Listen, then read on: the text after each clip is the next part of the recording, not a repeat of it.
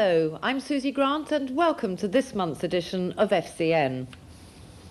Last year, over 385,000 Sierras were sold across Europe, confirming its position as the most popular car in its market segment, despite strong competition.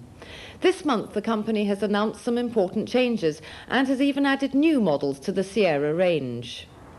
The new flagship is the 4x4 RS Cosworth, which combines four-wheel drive traction with an improved 16-valve engine, giving the car a top speed of 150 miles an hour and a 0 to 60 time of 6.6 seconds.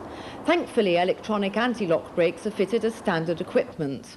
Four-wheel drive is also being made available on some models, powered by the Dagenham-built 2-litre DOHC engine, including new versions of the XR 4x4 and Sapphire gear.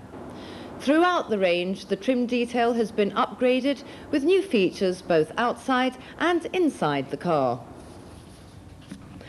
The Society of Motor Manufacturers and Traders has released its end-of-year figures for the British car market in 1989. They reveal another successful year for Ford. FCN reporter Chris Durlacher spoke to Ford of Britain's sales analyst Nigel Brackenbury about the major issues behind the statistics.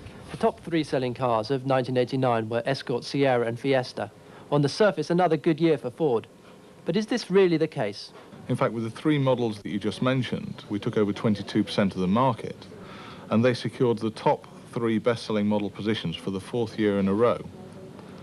Our total new car sales in the year were over 600,000 units for the first time ever, and on commercial vehicles, our total sales of light and medium commercials, Fiesta Van, Escort Van, Transit and P100, exceeded 100,000 units for the first time.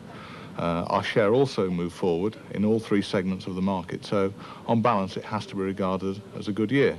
Are there any long-term trends obvious in the market of 1989? We believe that the purchase of a new vehicle is becoming increasingly one of necessity rather than a luxury, perhaps as it was in the past, and that is going some way towards stabilising the size of the UK vehicle market as we look forward through the 90s at around the 2 million mark. Of course, as the market leader, any change in the market size can have a very big impact for the vehicle volumes that we produce. Some stabilising of the market will clearly assist us in our forward planning. In a nutshell, who've been the winners and losers in 1989? And should we expect the same people next year? In addition to Ford, General Motors and Peugeot also made progress in 1989, principally at the expense of Rover Group. In 1990, GM must still present us with a challenge, and of course we shouldn't forget the Japanese. That Japanese competition is actually Europe-wide, but so is Ford's success. Ford of Europe produced and sold 1.6 million vehicles in 1989, a 2.5% increase on 1988. FCN spoke to the chairman of Ford of Europe about this performance, Lindsay Holstead. 1989 was an outstanding year for Ford in Europe. We were fortunate enough to have a very buoyant record car and truck industry in 1989, and we did very well in that industry. We brought Fiesta to market very successfully, setting new records, and I think well on our way to setting an all-time record in terms of a new vehicle for its first year in the marketplace. We'll know that in April when we get there, but it looks like we're on our way there.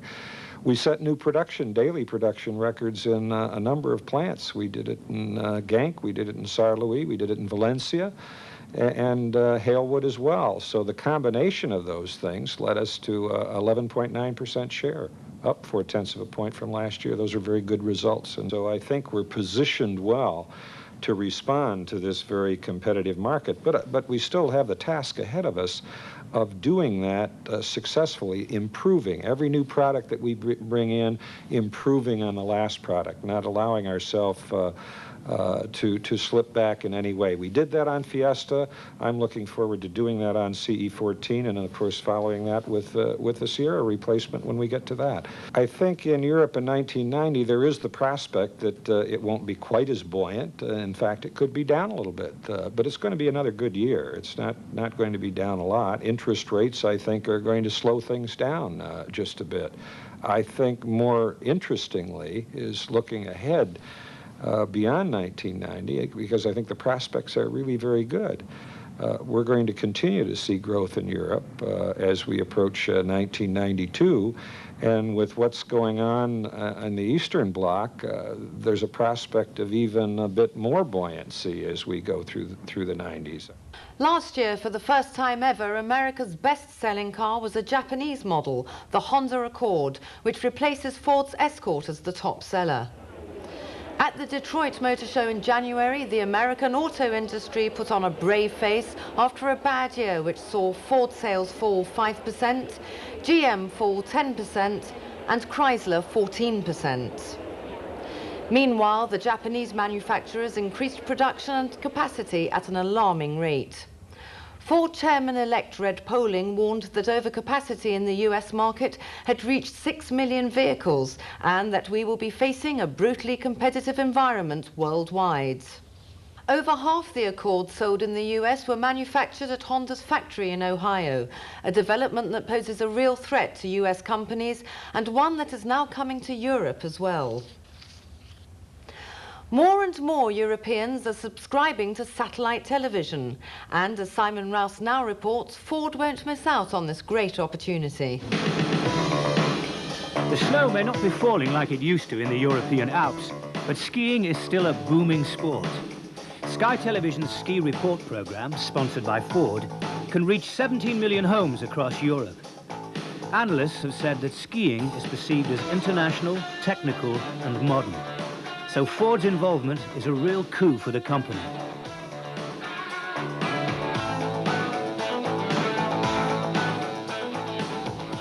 But will they ever get to report a British victory?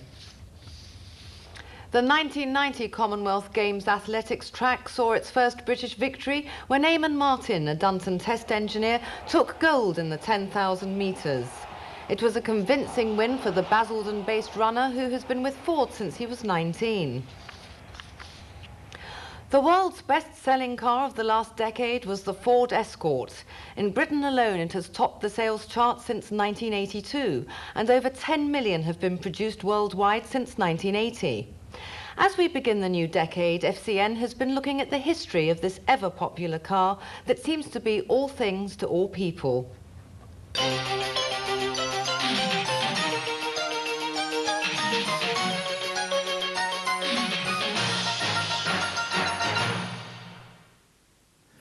In 15 years, if you looked at what computers have done now and the kind of changes they've taken place in the last, say, even 5 years, from the big calculators down to the little solar charged things, it's easy to extrapolate and say in car design we're going to do a few magic things as well. So we'll have more room on the inside to enjoy the car, and it'll be easier to drive, and the size of the engine will probably be smaller, as this space indicates, and maybe we extract the air in unusual places there, but it will still give the same amount of power, if not a little bit more.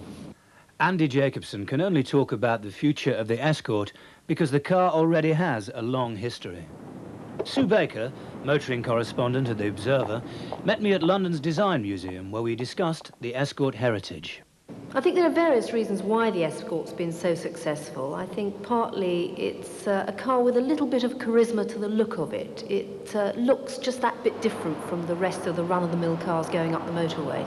It's also been projected well through motorsport, I think, in its early days, and I think there's still a lot of the hangover from the glory days of motorsport that still attach themselves to the car.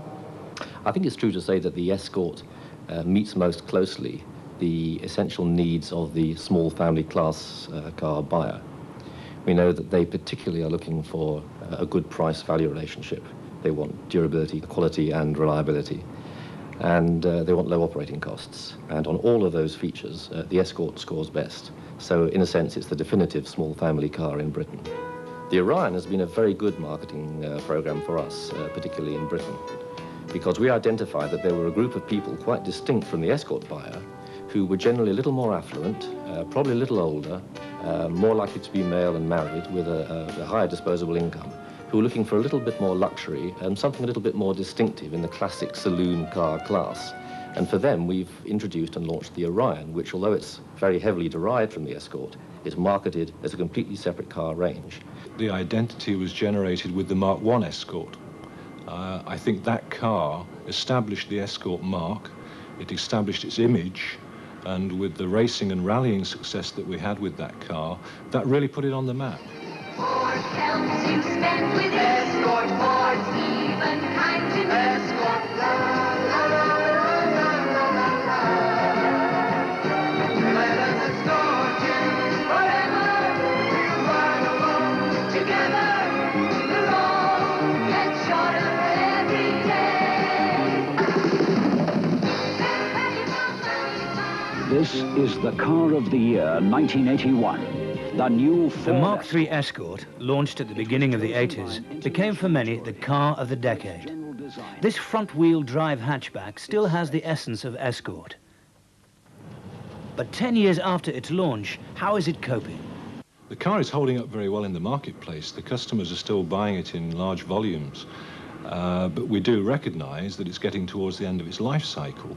At the Detroit Motor Show last month, Ford in the US launched the new Escort for its own market. This car, like its predecessors, has been developed independently from Europe, but the car's life cycles run in tandem. The new US Escort is both modern and in the tradition of past Escorts. But in Europe, with the Mark III still so popular, is a complete change really necessary? With the Escort now, there is a lot of new competition. There are a lot of new things to be worried about. There are more cars being produced in the world than people to buy them, and it's very important for every manufacturer to have exactly the right car and not almost the right car. And I think it's time for a new Escort. I firmly believe that it's best to go out on a high. We've got a high volume base at the moment, and if we can introduce the new Escort with all that loyalty and volume behind us, we're off to a flying start. The Mark III will give a flying start to the next generation, but will the new car uphold the tradition of Escort? You don't really know whether you've achieved it until you've built the first car and tried it. And then you know whether it's got the feel of the Escort, the family feel in the family saloons, the functional appeal of the estate cars and the vans, and more importantly perhaps in terms of image, the performance feel of the performance cars. Now, I happen to have driven the new range of cars, and I can tell you that we're confident we're delivering that family feel again. Escort will be remembered right through this new model. Halewood was the birthplace of the Escort and has manufactured every model since. After an impressive record improving quality in the Mark III so that it's now amongst the most reliable cars in Britain, how does Halewood look forward to the next generation of Escort? Our next 5-year business plan, we are expecting to be in line with the continent and in terms of quality with the best in class manufacturers across the world. That's our objective. We're absolutely dedicated to it, and what we've just seen is a major part of it. The company's invested in us, and we're going to invest in the company. We're going to make sure that we meet those objectives. And I'm delighted to tell you that I'll be getting my new Escort next month, and I'll be reporting on its performance in future programmes. Rock and roll and cars, the two have always been great partners, and as Simon Rouse now reports, they're likely to stand side by side forever. At a ceremony in Cleveland, Ohio, Ford contributed $250,000 to a new museum, the Rock and Roll Hall of Fame. And it's not so surprising when one considers the long history of Ford in pop music.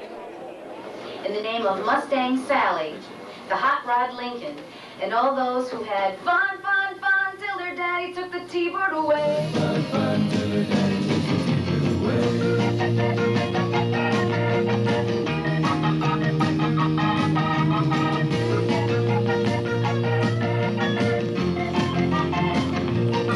Well, you knew all along that your dad was getting wise to you now. Now you should be wise.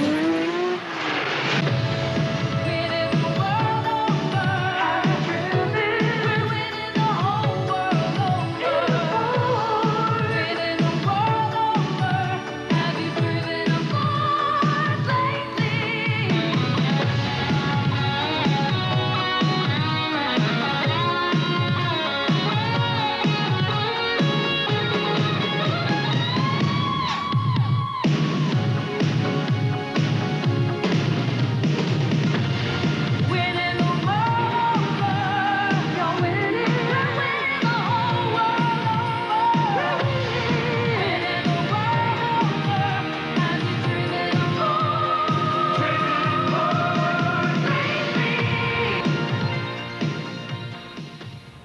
Excellent stuff. Well, that's it for this month. Thanks for joining us. Take care and we'll see you soon.